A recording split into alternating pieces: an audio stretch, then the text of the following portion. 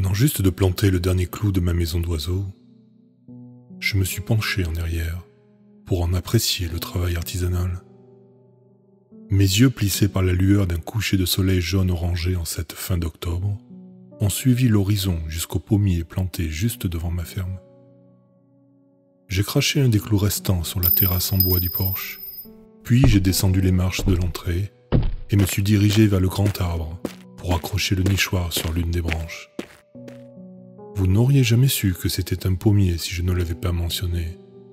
Le pauvre arbre ne produisait plus depuis des mois, et je craignais qu'un autre hiver rigoureux n'y mette fin. Cela me faisait de la peine parfois de regarder cet arbre. Ma défunte épouse, Marie, et moi l'avions planté il y a des décennies.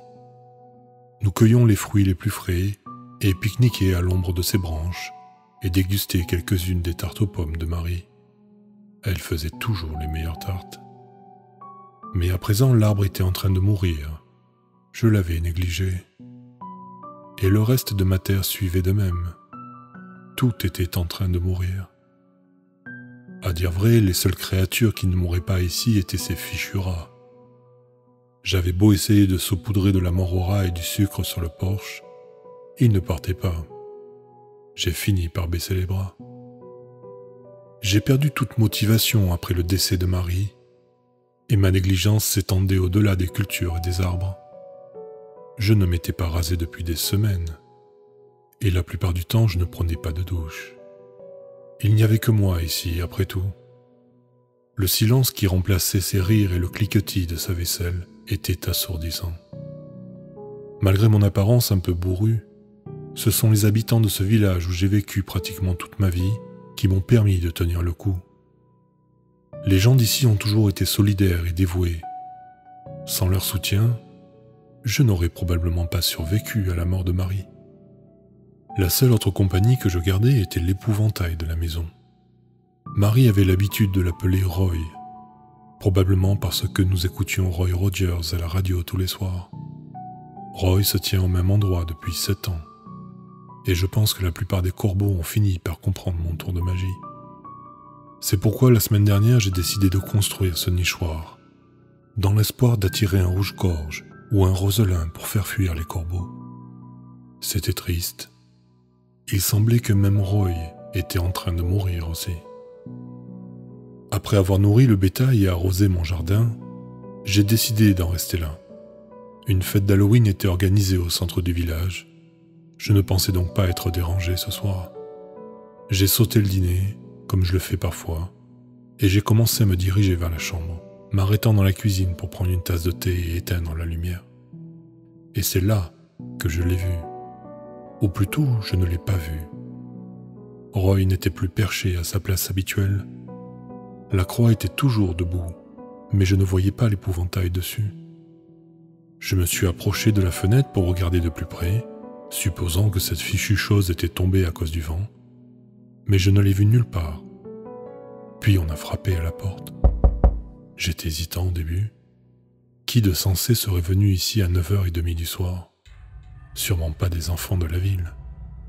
Je doute même qu'il y ait des enfants dans cette ville.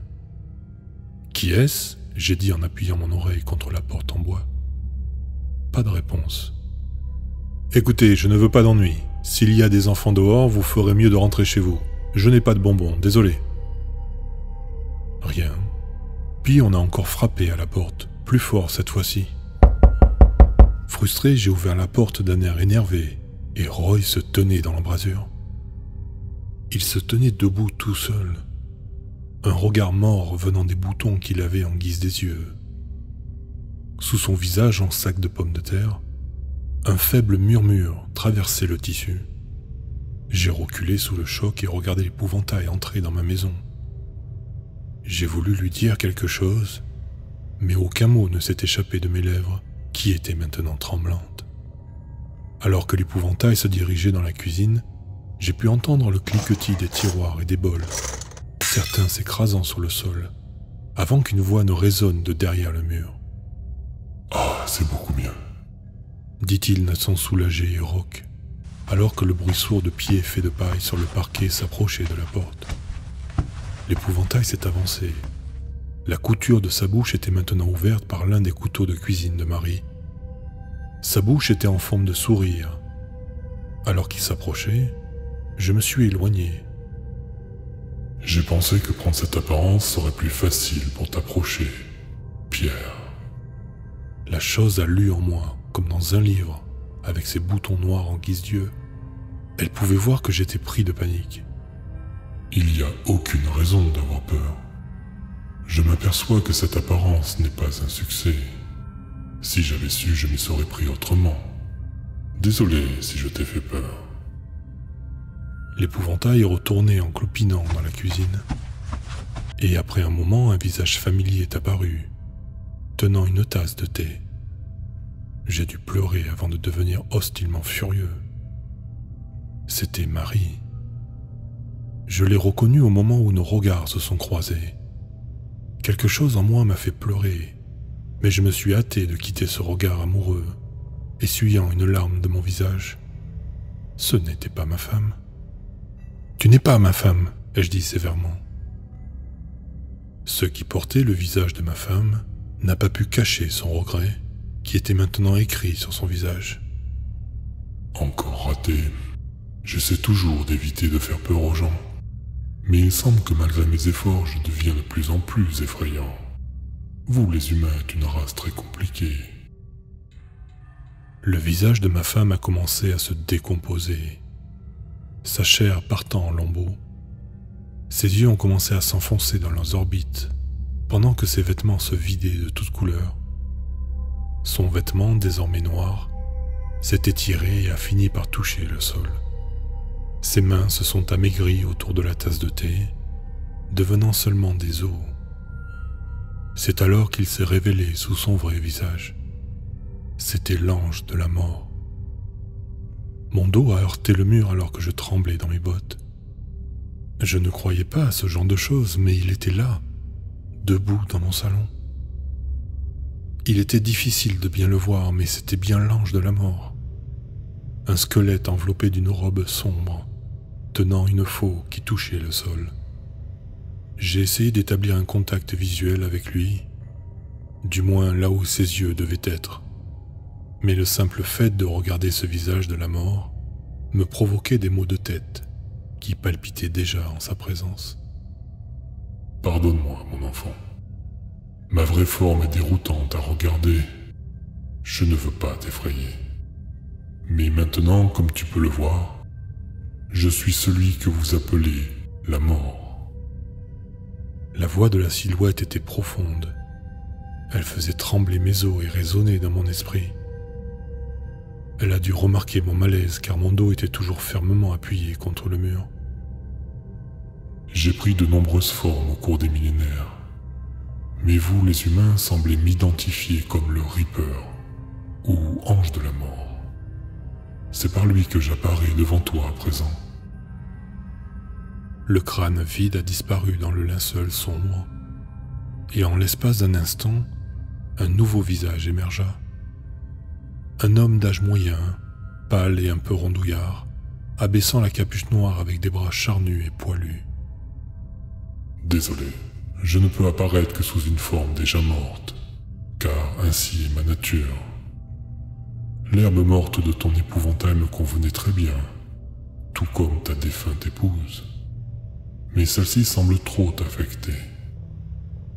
Tu m'en diras tant. J'ai grogné plein de sarcasme, laissant échapper une respiration nerveuse, me rendant compte que je m'adressais à la mort. J'espère que cette forme est plus convenable pour toi, dit-il en me tendant la tasse de thé alors que je frissonnais. Ce visage était celui d'un homme de 37 ans du nom de Benjamin Masson. Ben était un analyste de risque. Tu sais, ces types qui vérifient tout sur toi et ton passé avant que tu prennes une assurance. Il est amusant de constater que le pauvre Ben est mort parce qu'il n'a pas vérifié les antécédents de sa propre petite amie. Une petite dame quelque peu sociopathe, dont le casier judiciaire comportait coups et blessures et vol qualifiés. Les deux accusations provenaient d'une relation précédente, où elle a mutilé son ex-petite amie après l'avoir entendu parler à sa sœur. Il s'est arrêté, remarquant que je n'écoutais pas à cause de mes tremblements. Mes yeux étaient constamment tournés vers la porte d'entrée. J'ai une tendance à apprécier l'ironie. Mais je divague. Parlons plutôt de ma présence ici. Pourquoi avez-vous pris Marie ? J'ai grogné, gonflant ma poitrine, même si je savais que ce Reaper n'était en aucun cas intimidé par moi. Il est resté silencieux pendant un moment, essayant probablement de se rattacher à sa mémoire. Il y a des choses qui sont au-delà de ce que l'homme devrait savoir. Pourquoi le soleil se lève et se couche? Pourquoi les oiseaux volent dans les cieux? Pourquoi l'ange de la mort doit récolter les âmes? Ta femme n'était qu'une des nombreuses personnes enlevées ce jour-là. 155 142 pour être précis. Sa mort n'était pas personnelle, je te l'assure, mais plutôt une partie d'un plan plus grand. Ce que ni toi, ni moi ne pouvons voir. Mon seul but est de rassembler ceux qui ont été sélectionnés, de récolter les cultures mûres. Comment le blé séparé de l'ivraie n'est pas mon devoir, ni de sélectionner ou de faire mûrir les récoltes. Mais vous l'avez prise. Vous auriez pu la laisser vivre. Non, je ne peux pas intervenir dans la récolte. Beaucoup ont essayé d'interférer, mais leurs efforts ont été vains. C'est-à-dire, j'ai dit. Le visage de l'homme rondouillard, ou ce qu'il y avait en dessous, s'est mis à glousser sèchement. Vous, les humains, êtes si étranges avec vos fascinations et vos célébrations. Ce soir, par exemple, a toujours été une sorte d'anniversaire honorifique pour moi. C'est votre anniversaire ? J'ai demandé, la confusion s'étant répandue sur mon visage alors que je prenais une gorgée de thé. Mon Dieu, non. De toute évidence, s'ils peuvent célébrer la naissance du Nazaréen en décembre, ils peuvent observer ma présence en octobre. Votre présence ? Halloween, comme vous l'appelez, a toujours été à propos de moi. Les humains aiment tester ce qu'ils ne comprennent pas. Avant votre génération, la fête de Samhain m'était dédiée toute une nuit rien que pour moi. Certains pensaient même pouvoir me soudoyer en offrant leur bétail, leurs enfants, pour arrêter la récolte. Le Reaper a secoué sa tête baissée. « Alors qu'est-ce que vous me voulez ?» j'ai dit. « Vous allez me tuer ?» L'ange de la mort a recommencé à rire, plus profondément cette fois. C'est ce que tu penses, n'est-ce pas? Après tout, pourquoi le Reaper viendrait-il frapper à ta porte? Je l'ai regardé intensément, comme un cerf devant les phares de la mort. Il a continué à rire, de moi, cette fois. Pardonne-moi, Pierre. Comme je t'ai dit, j'aime bien ironiser. Le Reaper est passé devant moi, me forçant à m'appuyer contre le mur, et s'est arrêté devant la fenêtre. Il a regardé dehors. Quelle ironie y aurait-il à ce qu'un homme, entouré de tant de morts, puisse offrir une énorme quantité de vie? Qui, moi? J'ai dit, surpris. Il a hoché la tête en se retournant vers moi. Le pauvre pommier de Marie, il est flétri et mourant, tout comme toi. Je suppose que j'aurais pu te récolter ce soir, mais ce n'était pas mon intention. Je suis ici pour épargner beaucoup de gens à travers toi, Pierre. Je ne comprends pas, ai-je marmonné en m'agrippant à la table en bois dans le coin de la pièce.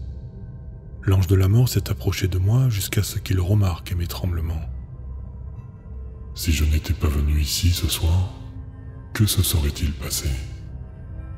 J'ai secoué la tête en signe de confusion, levant la tasse de thé à mes lèvres sèches, en prenant une gorgée. Tu te serais couché, probablement pour quelques petites heures seulement, avant de te réveiller en sueur. Tu te serais servi ton thé du soir et tu serais sorti sous le porche. Mais tu aurais oublié le clou que tu as craché. Tu te souviens? Tu aurais marché dessus. Ça t'aurait fait un mal de chien. Mais tu ne serais pas allé voir le médecin, n'est-ce pas? J'ai commencé à envisager le scénario dans mon esprit. Bien sûr que tu ne l'aurais pas fait, Pierre. Le Reaper a pointé du doigt mon visage miteux.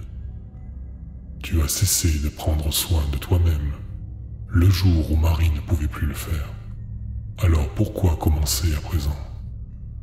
Mes sourcils se sont froncés dans la confusion.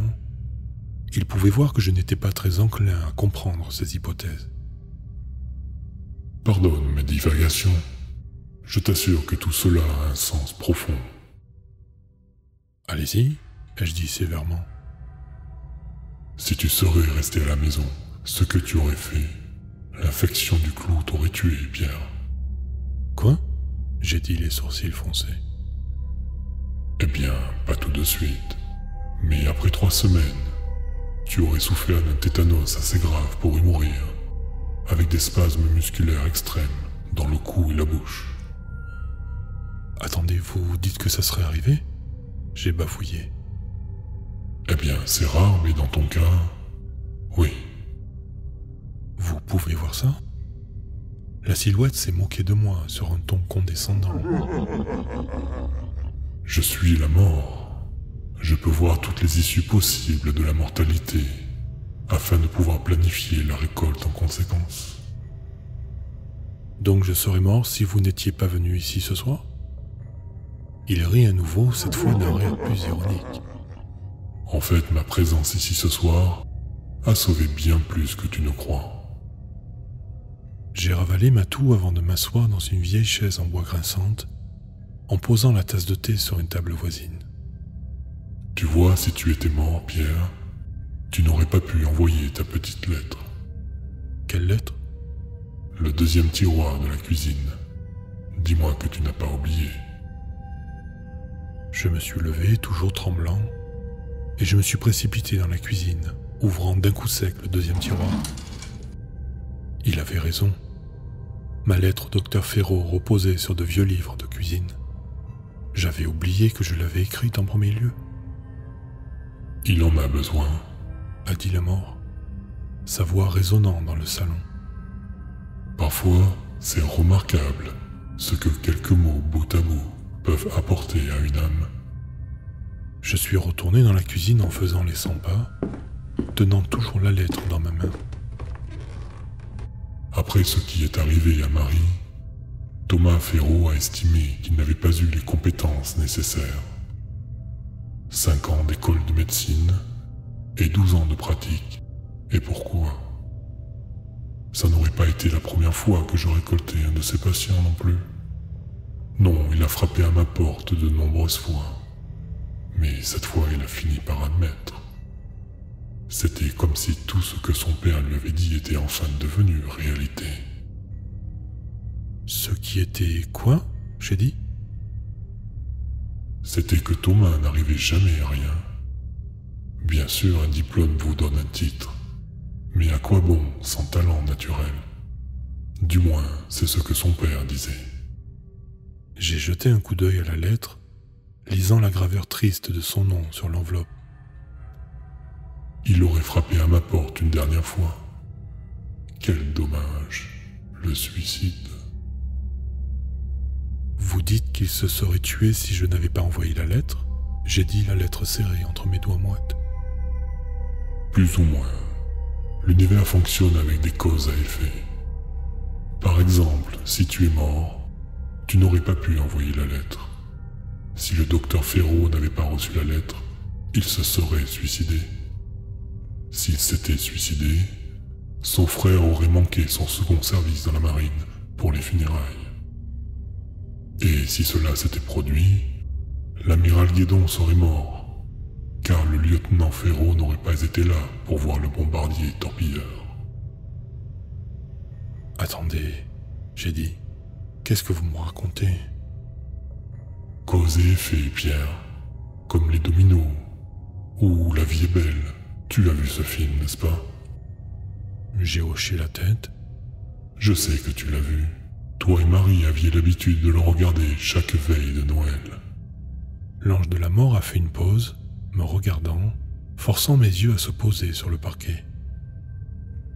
Tu savais que ce film a failli ne pas avoir lieu? Tout le monde aime Jimmy Stewart, mais s'il n'avait pas quitté l'armée de l'air, il n'aurait pas fait tous ces films. Il serait mort? Le Reaper a hoché la tête en réponse. Tu serais étonné de voir ce qu'une petite récolte peut faire. Même la mort d'une seule personne, comme l'oncle par alliance de Marie, Henri. S'il n'avait pas été récolté 2 jours avant son départ pour l'université, elle ne se serait jamais retrouvée au bureau de poste le jour de votre rencontre. C'était une coïncidence, j'ai dit. Je l'ai attrapé en sortant. J'étais... Non, il n'y a pas de coïncidence. Tu étais en retard parce que ton camion a calé sur la route nationale 32. Tu n'as pas pu le faire réparer ce jour-là parce que Louis, ton mécanicien, avait une urgence familiale. Tu te souviens? Sa nièce a eu une attaque ce matin-là, ce qui signifie que tu as fait le trajet jusqu'à la poste à pied. Ces 14 minutes supplémentaires ont donné à Marie le temps de vous attraper en sortant. La mort tambourinait ses doigts sur le rebord poussiéreux de ma fenêtre, essuyant la poussière du bout de ses doigts recouverts de chair. Si la mort entraîne une action ou une réaction, je peux le voir. Quelque chose d'aussi simple que rater le bus pourrait entraîner une autre guerre mondiale. Et crois-moi, tu ne veux pas savoir à quel point ton espèce a été proche de cela. J'ai frotté mon menton avec ma main libre, essayant de passer en revue tout ce que la mort m'avait dit. Cher docteur Ferraud, ces derniers mois n'ont été que des espoirs sans ma Marie. D'une certaine façon, je continue à vivre en sachant qu'elle est dans un endroit meilleur. Elle aurait voulu que je vous remercie pour avoir essayé. Rien de plus. Vous nous avez donné de l'espoir. C'est assez, j'ai claqué, essuyant une autre larme sur mon visage tout rouge, laissant échapper une toux sèche et l'humidifiant avec du thé. La mort s'est approchée lentement vers moi. Je n'avais plus l'énergie de reculer de peur. Il s'est penché et s'est agenouillé devant moi. Sans toi, ta lettre, ton monde aurait été plongé dans la plus grande, la plus généreuse des récoltes jamais connues. Qu'est-ce que vous voulez dire? J'ai murmuré dans mon souffle. Disons que l'amiral Guédon a besoin de vivre. Sans le lieutenant Ferraud pour le protéger, il serait mort. Et Ferraud n'aurait pas assisté à ses funérailles. Des funérailles que toi seul auriez pu empêcher, Pierre. Toi et ta lettre. J'ai regardé la lettre un peu froissée, puis j'ai regardé la mort. Ma tête était engourdie et commençait à me faire très mal. Mais ce qu'il disait avait finalement un sens dans mon esprit. Enfin, si tu es en vie pour la remettre. Je me suis figé, troublé par un picotement dans mon cou, dû au changement de ton du Reaper. Que voulez-vous dire par là? L'ange de la mort avait un rire malicieux à présent. Cause et effet, Pierre. Je me suis levé, mes genoux se dérobant tandis que je laissais échapper une toux exaspérée. Vous avez dit que vous êtes venu ici pour me sauver. Sauver bien plus que moi. Ah, comment dire? J'ai menti. Je n'arrivais pas à faire un pas de plus. Mes genoux tremblaient. Je me suis préparé à une nouvelle toux, regardant l'ange de la mort à travers mes yeux larmoyants. Mais le clou, vous avez dit que si je marchais dessus... Sorti droit de mon imagination. Voyons, tu penses vraiment que le Reaper veut aider les gens? Je t'en prie. Et dire que j'étais nerveux quant à ma petite impression théâtrale. Théâtrale? J'ai toussé. La mort, retroussant les manches de sa cape, a révélé un costume de couleur sombre en dessous et m'a souri avec des dents maintenant polies. Ouais, tu as aimé? Il a brillé dans ce rôle. Il faut rester dans le personnage tout en portant son costume d'Halloween, hein? De quoi vous parlez? Je me suis étouffé. Tu as l'honneur de passer Halloween avec le prince des ténèbres, le roi du mensonge, et tu ne veux même pas te donner la peine de suivre? Un petit effort, voyons. Je suis tombé sur le sol. Je sentais qu'il s'approchait. Le claquement des chaussures cirées se frayant un chemin sur le parquet. Je l'entendais rire. J'ai levé la tête, mais je suis tombé sur le sol, faisant gicler le sang entre mes dents. Tu sais Pierre, tu ne devrais vraiment pas laisser ta mort au rat dans la cuisine. Marie t'a toujours mis en garde contre ce genre de choses. On ne sait jamais quand un magnifique, beau et intelligent diable pourrait, je ne sais pas, en verser dans ton thé du soir. J'ai craché plus de sang, sentant une grosse crise d'épilepsie me submerger. La lettre coincée entre mes doigts convulsifs a été arrachée de ma main. Je pouvais entendre qu'on la déchirait. Où en étais-je? Ah oui, tu nous as donné de l'espoir. Et je sais qu'un jour je rejoindrai mon épouse bénie. Sincèrement, Pierre. Il a ricané de plus belle. J'ai de bonnes nouvelles pour toi, Pierre. Ton vœu est sur le point d'être exaucé. Après tout, c'est Halloween. Pourquoi ne pas avoir la récompense et le sort à la fois? J'ai levé la tête avec le reste de mes forces. Dans l'ombre de la lumière rougeoyante de la lune projetée par la fenêtre, je pouvais voir une silhouette se tenant au-dessus de moi, ornée de cornes et d'une posture fière. Ma tête est tombée contre le sol froid en bois alors que je me sentais partir. Dans un dernier souffle, alors que le clair de lune se transformait en obscurité, j'ai pu entendre un dernier message du visiteur, un ton sournois dans sa voix. Joyeux Halloween, Pierre.